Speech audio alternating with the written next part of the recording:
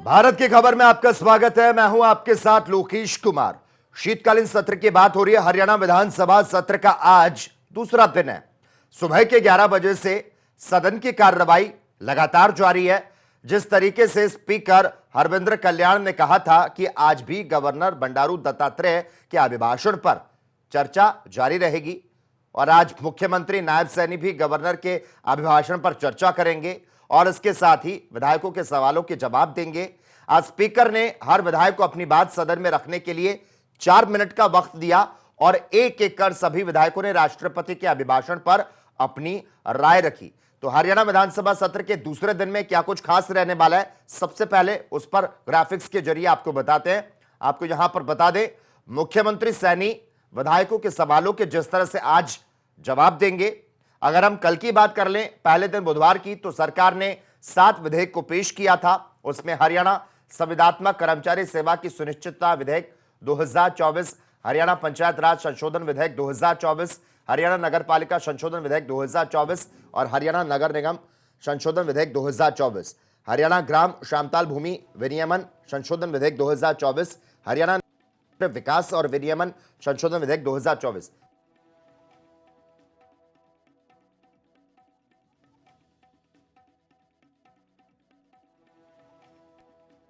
गुरुद्वारा प्रबंधक संशोधन विधेयक 2024 और तो ये विधेयक जो है वो कल जिस तरह से पेश किए गए थे। अब अगर बात करें किन विधेयकों पर आज चर्चा होगी, तो कच्चे कर्मचारियों की जॉब सिक्योरिटी, बीसीबी को पंचायतों और निकाय चुनाव में आरक्षण को लेकर सत्र के दूसरे दिन 7 विधेयक पर चर्चा होनी है।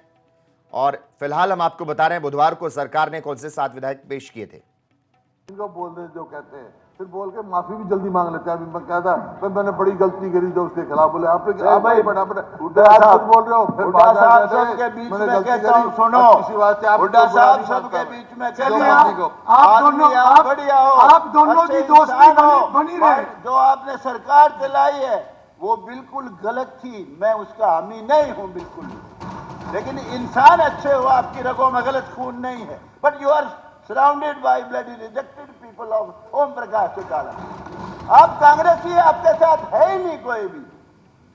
अध्यक्ष महोदय, ये सारे लोग होगी बात, सलाहकार है, मैं ये कहता हूँ। अरे आप तो अलग हो यार, छोड़ दो। अध्यक्ष महोदय, माननीय सदस्यगण, मैं सदन की जानकारी के लिए बताना चाहता हूं कि ऋषिकुल विद्यापीठ सोनीपत के विद्यार्थी तथा स्टाफ आज सदन की कार्रवाई देखने के लिए दर्शक दीर्घा में उपस्थित थे, अभी हैं। मैं अपनी तथा सदन की तरफ से इनका बहुत बहुत स्वागत करता हूं। माननीय सदस्यगण, आज सदन में श्रीमती किरण चौधरी, सदस्य राज्यसभा अध्यक्ष, दीर्घा में उपस्थित हैं। यह सदन उनका भी स्वागत करता है। जी राम कुमार गौतम। अध्यक्ष महोदय, क्योंकि मुकाबला सिर्फ हुड्डा साहब का, नायब सैनी का, बीजेपी का और हुड्डा साहब की पार्टी का था, इसलिए हमने कंपेयर यही समय करना था बस। 10 साल का हुड्डा साहब का कार्यकाल और 10 साल का बीजेपी का, मनोहर लाल खट्टर जी का और नायब सैनी का कार्यकाल। इतनी सी बात थी, वो मुझे पता था कि भाई हम हर गांव में जा जाके पूछते थे, भाई तेरे गांव में कितने छोरे लगे 10 साल में हुड्डा साहब के राज में? एक भी नहीं।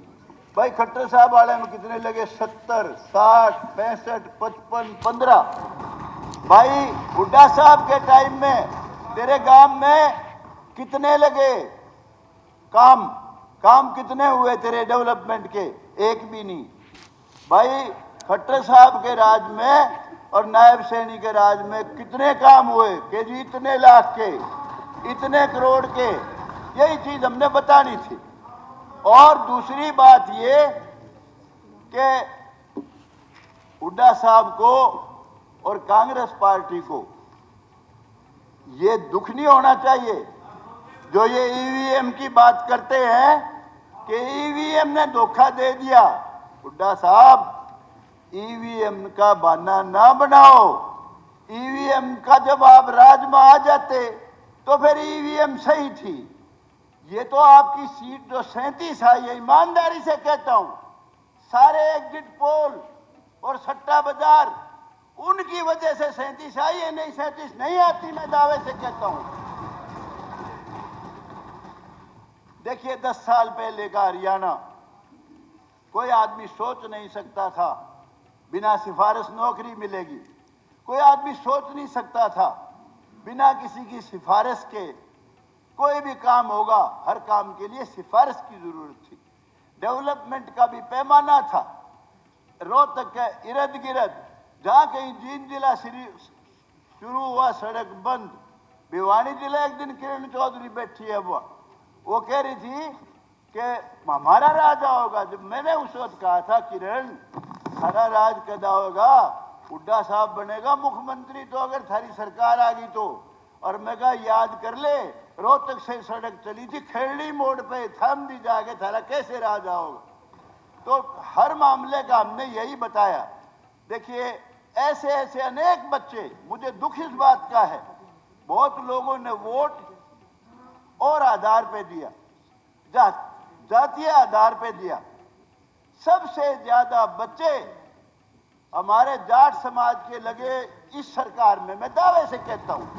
और बड़ी बड़ी पोस्टों पे, बड़ी बड़ी सारी पोस्टों पे मेजोरिटी बच्चे जाटों के लगे। इसलिए नहीं कि उनकी सिफारिश थी, काबिल बच्चे थे, मेहनत कर रखी थी, मेरिट में आते थे। और जो हमारे चमार भाई, अब वो ये बुक्कल बहुत बोल रही थी, गीता बुक्कल, मैं इससे प्यार करता हूं, नफरत नहीं करता, अच्छी लड़की है, काबिल भी है, ये भी मानता हूं।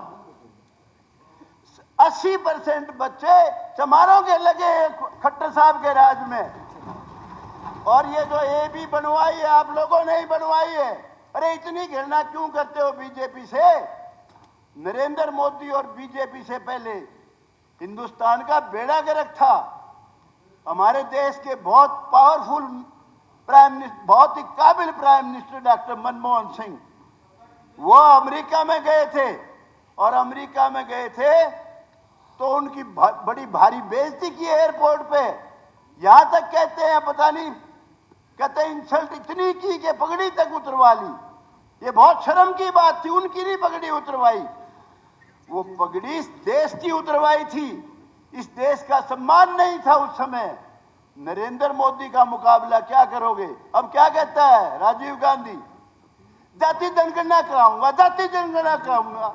एक ने पूछे, ओ राहुल गांधी, सॉरी राहुल गांधी, अरे तू जाति जनगणना कराओगा? एक वो अनुराग ठाकुर है, उसने वहीं पूछ लिया, बोला भाई तेरी जात तो बता दे के। देखिए जातिगत जनगणना कराना, शांति कर, बैठ जा बेटा, बैठ जा, बैठ जा, बैठ जा। सुनो सुनो, नरेंद्र मोदी का मुकाबला, नरेंद्र मोदी का मुकाबला कोई नहीं कर सकता। बीजेपी का मुकाबला कोई नहीं कर सकता। बीजेपी ने नरेंद्र मोदी में दुनिया में इस देश का सम्मान बढ़ाया है। जो देश आपस में भी दुश्मन है, यूक्रेन है, रशिया है, उसने भी वही सम्मान दिया जो यूक्रेन ने दिया, वही रशिया ने दिया, अमेरिका ने भी वही दिया जो रशिया ने दिया।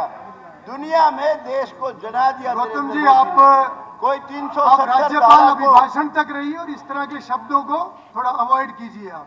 ठीक है जी, 370 धारा को 370 धारा को छू नहीं सकता था। नरेंद्र मोदी ने 1 मिनट नहीं लगाई। खून के कतरे बह जाएंगे, नालियां बह जाएंगी, खून की कतरा खून का भी नहीं गिरा। 370 धारा तोड़ के फेंक दी। राम मंदिर का निर्माण किया, जो हमारे लिए गौरव की बात है। सुबह उठते ही ताऊ राम राम, दादी राम राम, बेबे राम राम, रग रग में हमारे राम। कांग्रेस वालों ने बयान दिया था, उसने वो जो आजकल इनकी पार्टी में पता नहीं आया कि नहीं आया, इनका वकील था कपिल सिब्बल, कि जी 10 साल फैसला ना होने दो इसका, बाबरी मस्जिद बनी रहने दो इसमें। अरे मैं दावे से कहता हूं, और पार्टी बना लिया भूपेंद्र हुड्डा, बेशक सूत बैठ जाओ जरा, मुझे नहीं पता, लेकिन ये पार्टी, कांग्रेस पार्टी, गारंटी से कहता हूं कभी पावर में नहीं आएगी, कभी भी नहीं आएगी। अरे भले आदमी जाति जनगणना, और तेरे को सूझता ही कुछ नहीं। कभी सेक्रेटरी कितने, कभी कितने कितने, अजीब बात करता है। आप देखिए 10 साल पहले बच्चे किल की मार फिरा करते, बसों में बदमाशी करते थे।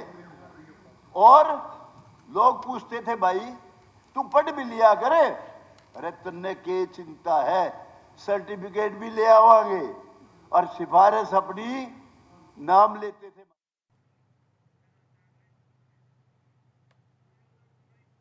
इस खबर पर ज्यादा जानकारी देने के लिए इस वक्त हमारे साथ मेरे सहयोगी हरसिमरत जुड़ चुकी हैं। हरसिमरत, जिस तरह से विधायक रामकुमार गौतम जो इस वक्त यहां पर बोलते नजर आए थे विधानसभा सत्र में, और इसके अलावा अगर हम बात करें रोहतक से कांग्रेस विधायक बीबी बत्रा ने जिस तरह से कहा ये जो बहुमत मिला है वो छीना हुआ बहुमत है, और साथ में सत्ता पक्ष को थोड़ा नमो ईवीएम भी कहना चाहिए। इस पर सत्ता पक्ष और विपक्ष के विधायकों के बीच में तीखी बहस की जानकारी मिल पा रही है। खबर पर अपडेट चाहेंगे आपसे हरसिमरत। जी बिल्कुल लोकेश, बता दें कि हरियाणा विधानसभा का आज दूसरा दिन है और ऐसे में गवर्नर के अभिभाषण पर जो चर्चा है वो इस पर चल रही है। और आज जाहिर तौर पर मुख्यमंत्री जो है एक बार आकर के बीच में से चले गए हैं और उन्होंने भी सारे सवालों का जो जवाब है वो देना है। और जिस तरह से आज सुबह से ही जब से सेशन शुरू हुआ है तब से सभी विधायकों को बोलने का मौका एक एक करके दिया जा रहा है। और अगर अभी तक की बात की जाए तो शुरू से सबसे पहले तो स्पीकर हरविंदर कल्याण ने जानकारी दी है और सभी को कहा है कि 3 से 4 मिनट में अपना जो बात है वो रखेंगे। आपको बताएं कि इसके बाद बीजेपी विधायक तेजपाल तंवर के साथ साथ भिवानी से विधायक घनश्याम सराफ का भी संबोधन रहा और कांग्रेस विधायक मोहम्मद इलियास, बीजेपी विधायक कंवर सिंह का भी संबोधन रहा। इसके अलावा जो बीबी बत्रा हैं उनसे भी जो है चर्चा की गई, पर तल्खी जरूर देखी गई कहीं ना कहीं कांग्रेस और बीजेपी के विधायकों में, क्योंकि जिस तरह से अभिभाषण पर बेशक बात हो रही थी तो कहीं ना कहीं ये उनका कहना था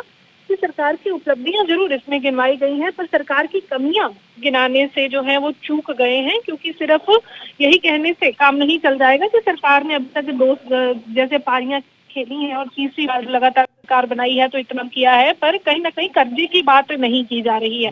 वहीं जब बीजेपी दोहराई गई है तो ऐसे में क्या कारण रहे जो कांग्रेस वहां तक नहीं पहुंच पाई और लगातार कांग्रेस जो है वो ईवीएम को दोष देती हुई नजर आ रही है। इसको लेकर के अनिल विज जो है वो भी मीडिया से रूबरू होते नजर आए थे, तो वहां पर भी उन्होंने कहा है कि कांग्रेस छटपटाहट जो है वो ईवीएम मशीन पर निकाल रही है। तो इसी तरह की तल्खी जो है वो निकलती हुई सामने आ रही है और आपस में जो है एक दूसरे के साथ टकराव की स्थिति भी बनती हुई नजर आ रही है। बीते दिन की बात करें तो डीएससी के मुद्दे को लेकर के कहीं ना कहीं कैबिनेट मंत्री कृष्ण बेदी और गीता भुक्कल के बीच भी तीखी नोकझोंक देखने को मिली थी और वैसे भी आज आसार लगाए ही जा रहे थे कि दोनों पक्षों के बीच जो है वो तीखी नोकझोंक अलग अलग मुद्दों पर मिल सकती है। जी देखिए हरसिमरत, जिस तरह से आपने कहा कि तीखी नोकझोंक जो है वो लगातार देखने को मिल रही है, अगर हम कल की यहाँ पर बात कर लें तो हरसिमरत, बुधवार को पहले दिन कैबिनेट मंत्री अनिल विज जिस तरह से चर्चा में रहे थे, गवर्नर के अभिभाषण और चर्चा के दौरान कांग्रेस विधायक अशोक अरोड़ा ने अनिल विज का जिक्र किया था। उन्होंने ये कहा था कि मंत्री अनिल विज ने अपनी जान को खतरा बताया था, लेकिन अभी तक सरकार की ओर से इस पर कोई भी जवाब नहीं आया है। क्या मुख्यमंत्री नायब सिंह सैनी इस मामले में आज जवाब दे सकते हैं? जी बिल्कुल, आज बहुत सारे मुद्दे जो हैं जो रखे गए हैं जिसमें जवाब दिया जाएगा। और जहां तक बात रही अशोक अरोड़ा की, जब उन्होंने ये मामला रखा उस समय वे सदन में मौजूद नहीं थे और उनसे आज जो है इस बारे में सवाल भी लिया गया है और उनका यही कहना है कि ऐसी अगर बात है तो वो मिलकर इस पर जरूर बात करेंगे और चाहेंगे कि इस पर कोई ना कोई कार्यवाही भी जरूर हो। और तीखी नोकझोंक जो है उसके सत्र में आसार बहुत जो है वो लगाए जा रहे थे, क्योंकि जिस तरह इस पर प्रश्नकाल भी नहीं होना है, 0 आवर भी नहीं रखा गया है, तो ऐसे में चर्चा में वो मुद्दे उठाए जा रहे हैं जो अपने अपने हल्के के हैं पर काफी संगीन है। सबसे बड़ी बात यह है कि ये सारे मुद्दे एक दूसरे से मेल खाते हैं, चाहे वो किसानों की समस्या हो, चाहे वो प्रदूषण की समस्या हो, डेंगू फॉगिंग की समस्या हो। तो ऐसे में ये देखना भी बड़ा लाजमी रहेगा कि मुख्यमंत्री साझे तौर पर इसका क्या जवाब देते हैं। ठीक है हरसिमरत, धन्यवाद तमाम जानकारी को साझा करने के लिए, हम पर इस पर चर्चा करने के लिए।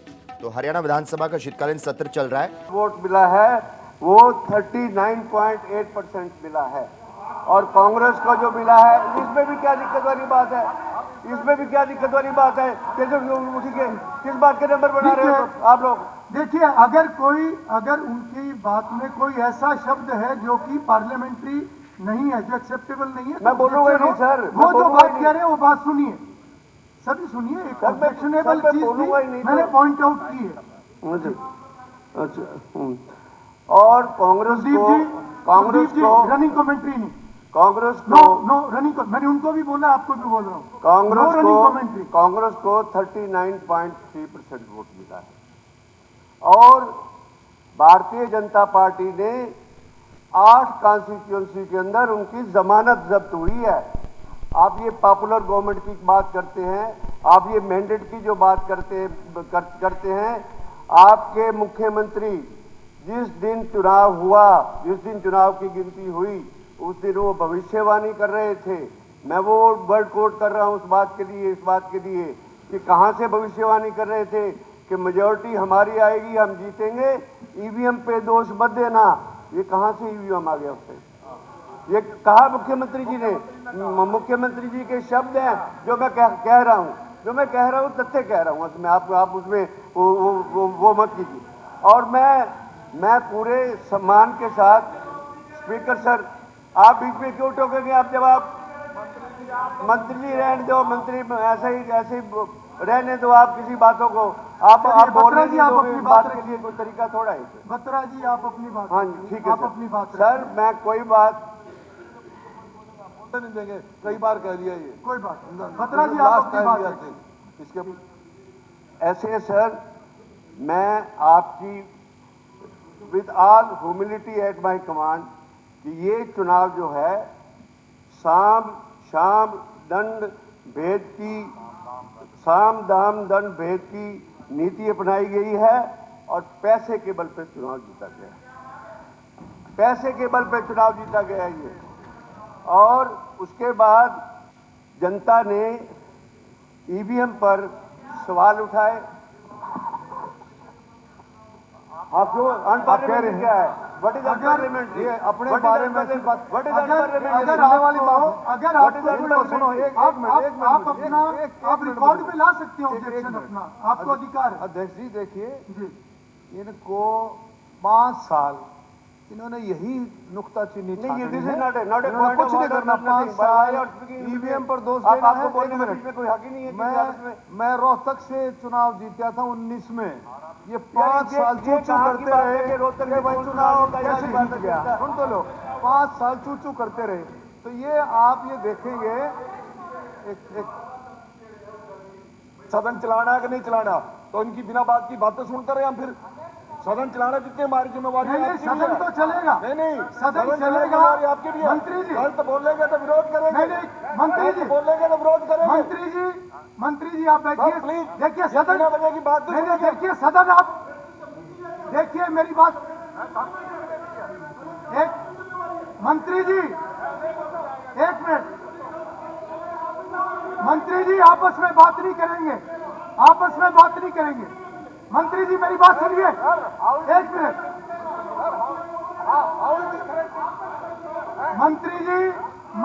मंत्री जी सदन वहां से भी नहीं चलेगा, सदन वहां से भी नहीं चलेगा, मगर सदन चलेगा तरीके से चलेगा।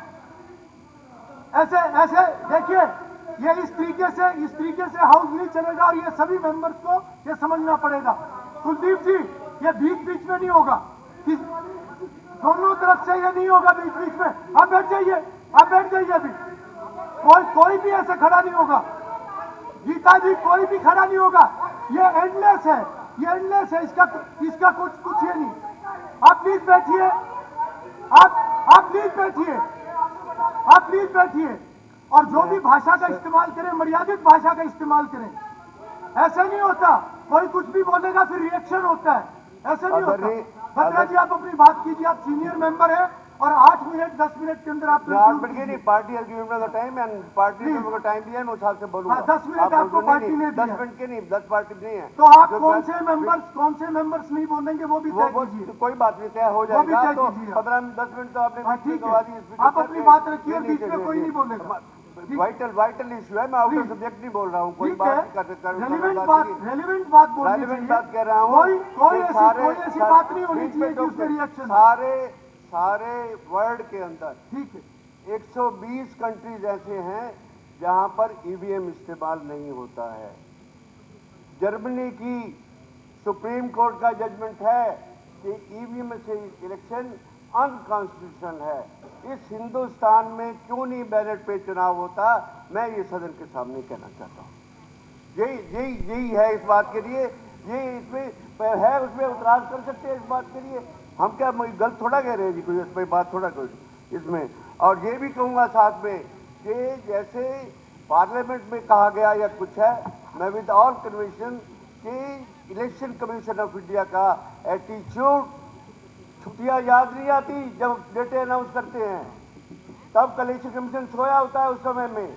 और आज जब बाद में अपील आती है, 1 तारीख को चुनाव होना था, 5 तारीख को आपने चुनाव कर दिया, और वो जो 15 दिन का पीरियड था, किस कैपेसिटी में पीरियड बढ़ा दिया वो इलेक्शन कमीशन। इलेक्शन कमीशन वही जो सरकार कहे वही इलेक्शन कमीशन करता है। और फिर ठीक लोग कहते हैं कि जैसे सीबीआई पिंजरे का तोता थी, इलेक्शन कमीशन पिंजरे का तोता है। इसमें कोई ऐसी बात थोड़ा है। नेक्स्ट में रेलेवेंट बात पे आ रहा हूँ, और नेक्स्ट उसके बाद अगेन मैं प्रेसिडेंट एड्रेस जो है, गवर्नर एड्रेस का पैरा नंबर 11 पढ़ूंगा।